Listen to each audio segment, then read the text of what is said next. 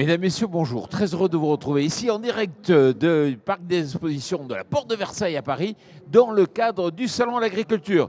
Alors, on va parler un peu de réglementation, de documents, et en particulier d'un document qu'on appelle le document cadre, mais pas seulement. Et pour en parler, j'ai le plaisir d'accueillir Paul Lacnus. Bonjour. Bonjour. Vous êtes agronome et référent agricole chez Noé. Juste à ma droite, Xavier Arnoux, vous êtes élu à la Chambre d'agriculture de la Meuse. Voilà. Votre titre exactement à la Chambre ? Vice-président de la Chambre d'agriculture de la Meuse. Voilà, exactement. Et juste à vos côtés, Chloé Perradin, vous êtes responsable affaires publiques et juridiques de France Renouvelable. Bonjour. C'est quoi cette association France Renouvelable ? France Renouvelable, c'est une association professionnelle qui regroupe plus de 360 membres qui sont à la fois des développeurs, des producteurs d'électricité et d'énergie renouvelable, donc à la fois éolien terrestre, éolien offshore, mais également agrivoltaïsme, photovoltaïque et puis installation de stockage. Donc on est une installation essentielle pour accompagner le développement des énergies renouvelables. Alors pour débuter, on va faire beaucoup de pédagogie. Déjà, on emploie, moi je vois souvent le terme d'agrivoltaïsme et parfois aussi d'agri-compatible. C'est quoi la différence ?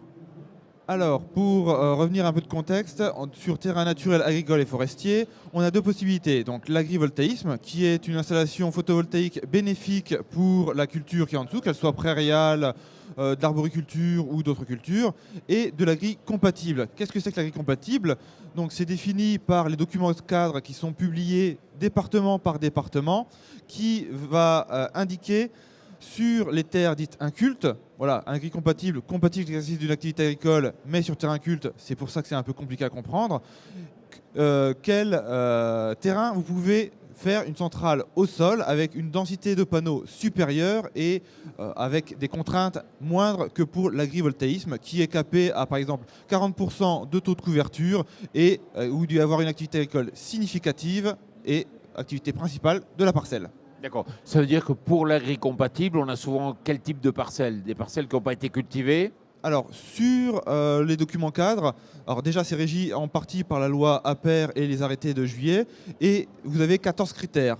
Les plus importants sont par exemple sur des terrains agricoles pollués, des terrains où vous avez vraiment pas de remise en état agricole, qui sont dits incultes.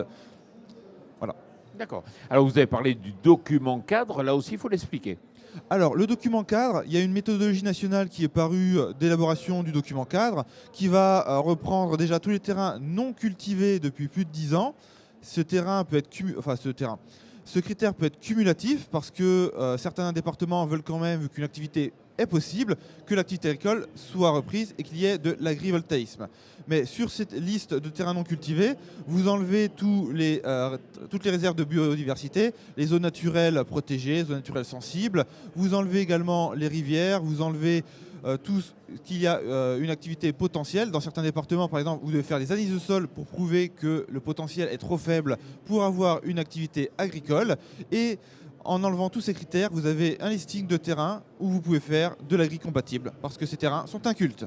Bon, alors justement, Xavier, dans la Meuse, vous avez fait un document cadre, mais aussi une charte, et il faut nous expliquer.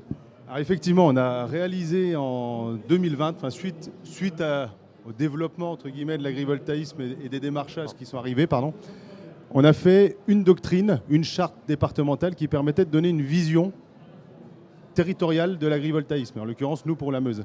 À l'époque, il n'y avait aucun cadre réglementaire qui existait sur l'agrivoltaïque et donc il fallait qu'on cadre la vision locale. On a rassemblé tous les acteurs du territoire qui sont concernés par l'agrivoltaïsme, que ce soit des collectivités, le monde agricole, le monde environnemental, enfin voilà, tous les acteurs. Et on a écrit une charte avec plusieurs principes qui permettaient, je disais, de donner une vision aux développeurs qui sécurisaient l'agriculture. Et on parlait de compatibilité, de coactivité d'ailleurs entre l'agriculture et la production d'énergie. Et ça, c'est un des éléments phares et c'est un des piliers les plus importants dans notre charte. Alors, il y a aussi, sécuriser l'exploitant. On parlait de la partie juridique, où il n'y a pas encore à ce jour un fameux bail qui permette de sécuriser à la fois le propriétaire, l'exploitant et le développeur, il ne faut pas l'oublier. Mais on l'attend. Et on l'attend. Ça fait un peu de temps et j'ai bon espoir que ça arrive assez vite. On essaye aussi, dans cette charte, de travailler de l'intégration paysagère, qui est chère d'ailleurs aux collectivités et aux citoyens meusiens. On travaille aussi sur le partage de la valeur, qui est très important. On ne souhaite pas avoir un déséquilibre entre les agriculteurs, avec un agriculteur qui est un gros, enfin c'est pas le problème du gros projet, c'est le problème du gros revenu, qui est un déséquilibre et qui puisse avoir une manne financière, et donc j'ai des déséquilibres économiques et financiers sur le territoire. Donc voilà, ça se limite en plusieurs piliers, 6 piliers, qui permettent d'avoir une vision locale sur l'agrivoltaïsme.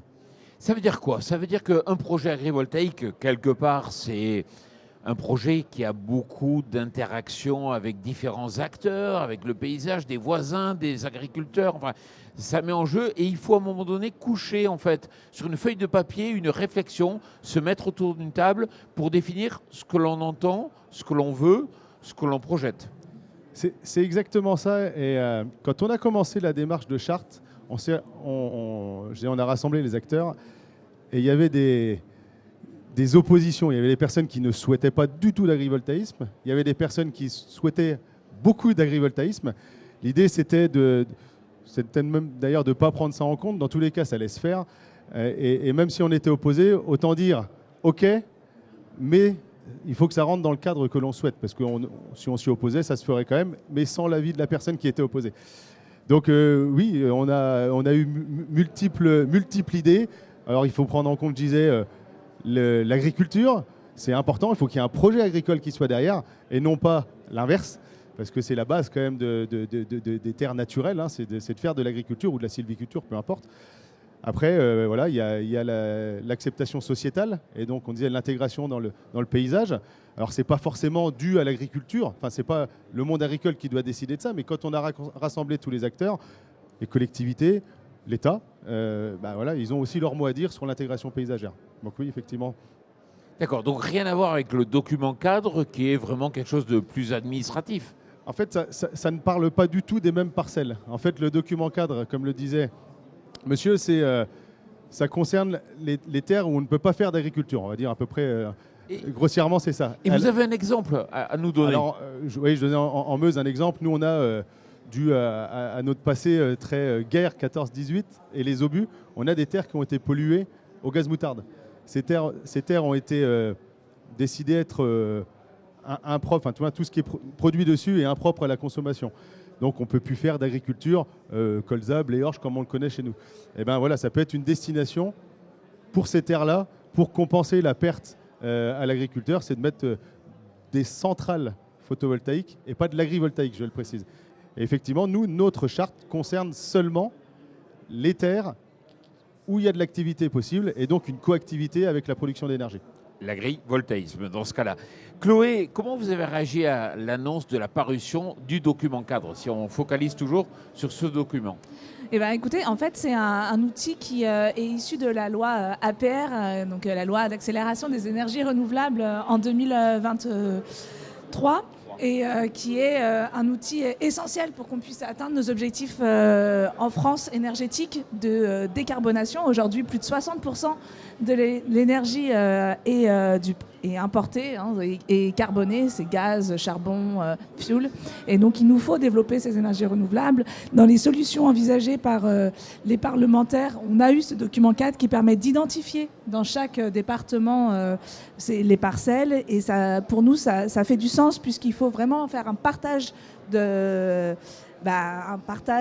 valeurs, un partage de réflexion sur le montage des projets avec une vraie concertation.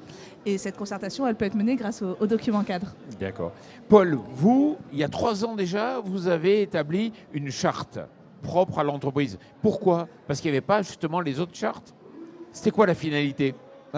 Enoé a toujours été convaincu que l'activité agricole d'une parcelle devait rester l'activité principale. Quand on parle d'agrivoltaïsme, c'est une activité agricole avec une activité de production d'énergie et non l'inverse. Et dans ce cadre, Enoé a publié donc, il y a 3 ans sa charte AgriNoé qui reprend même plus sévèrement la loi APR et ses décrets. On avait déjà un taux de couverture maximum de 30%, même contre aujourd'hui 40%, ce qu'autorisent les décrets, parce que Enoé était convaincu qu'il fallait soutenir le monde agricole et lui apporter un revenu secondaire, une aide, parce qu'aujourd'hui, on sait tous que le monde de l'agriculture souffre. Et par conviction, Enoé a donc développé cette charte. Donc, quelque part, Chloé, on voit qu'il y a une loi qu'il faut respecter, on voit qu'il y a des chartes territoriales pour que tout le monde partage une même vision d'un projet. On voit que des entreprises ont pu mettre en place des chartes pour dire leur vision à elles, le contrat un peu quelque part autour des projets. Est-ce que ça vous semble bien fait, toute cette réglementation, ou une usine à gaz? Alors, on n'est pas que dans la réglementation. Les chartes, voilà. Tout à fait, on est sur un mélange entre le cadre juridique et les différentes mesures locales pour pouvoir accompagner ce développement de cette nouvelle filière, parce qu'il faut bien avoir conscience que c'est des nouveaux acteurs, des nouvelles filières, et donc on a tout à construire aujourd'hui. On pense que c'est important qu'il y ait différentes maîtrises locales qui puissent se mettre en place. Après, il faut qu'on réussisse à trouver justement un juste milieu entre les différents intérêts, objectifs ENR, objectifs agricoles et construction locale, mais dans l'ensemble, on a toujours aussi un avis des commissions départementales d'espaces naturels et forestiers, les CDPNAF, et pour nous c'est essentiel que justement tout soit construit ensemble. D'accord, donc vous trouvez que ça c'est un juste milieu bien qui correspond. entre le réglementaire, la charte. Alors justement, qu'est-ce que vous attendez, vous, de l'agrivoltaïsme en tant qu'agriculteur? Alors on va pas se cacher. La première raison pourquoi les agriculteurs vont faire l'agrivoltaïsme, le revenu. C'est un revenu. Ça va permettre de pérenniser nos exploitations, de les sécuriser d'un côté économique. Après, en fonction du terroir, en fonction de la typologie des terres, des exploitations, ça peut apporter quelque chose à la culture. Je prenais l'exemple sur des terres très superficielles, rocheuses, où mois de juin, grosse canicule, les cultures meurent fortement et on a une perte de potentiel qui est là. Le fait d'avoir une couverture avec les panneaux photovoltaïques et donc du coup plus de rayonnement direct sur la culture, voilà, on n'a pas forcément beaucoup de recul, mais on peut se laisser tenter dire que ça peut aider la culture à ne moins souffrir de cette sécheresse. C'est comme ça que ça a été construit. C'est comme ça que ça a été construit. Voilà, après, on a une difficulté d'avoir du recul dessus parce que ça démarre. Comme on disait, c'est une nouvelle pratique, c'est une nouvelle filière. Mais voilà, les deux raisons pourquoi les agriculteurs se lancent dedans, c'est un, économique, et deux, il faut que ça apporte quelque chose derrière.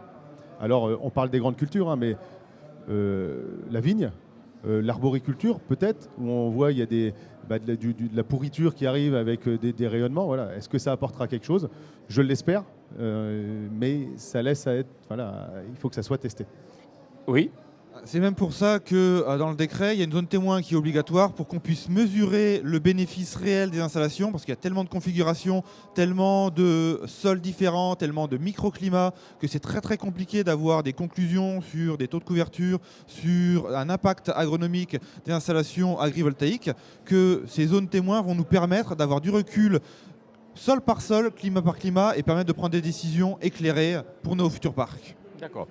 Et si on s'intéresse maintenant à l'agri-compatible, vous avez cité un exemple, c'est le fait que tous les agriculteurs ont des fois des terres sur lesquelles il n'y a pas de production possible. C'est une façon de les rentabiliser.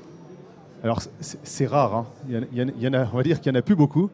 Néanmoins, les terres qui ne sont plus compatibles avec l'agriculture, tout le moins qui n'ont pas la possibilité de faire de l'agriculture dessus, voilà, il faut les utiliser à bon escient.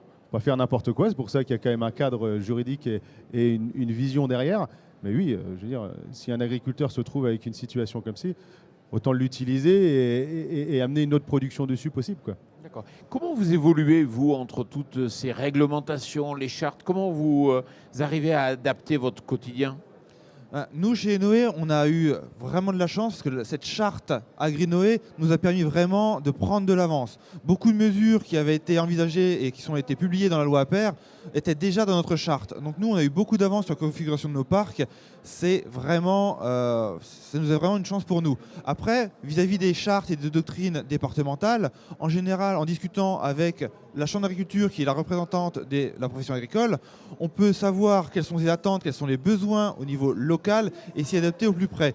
Chez Enoé, on a pris le parti de vraiment répondre aux attentes de la profession et s'adapter, répondre aux doctrines départementales pour avoir un projet qui soit pertinent localement et qui réponde aux attentes de la profession. Bon, Paul, merci beaucoup. Xavier, merci. Merci Chloé d'être venu ici au Salon de l'Agriculture pour nous éclairer un peu sur l'articulation entre les chartes et les réglementations concernant l'agrivoltaïsme. Et surtout, merci à vous.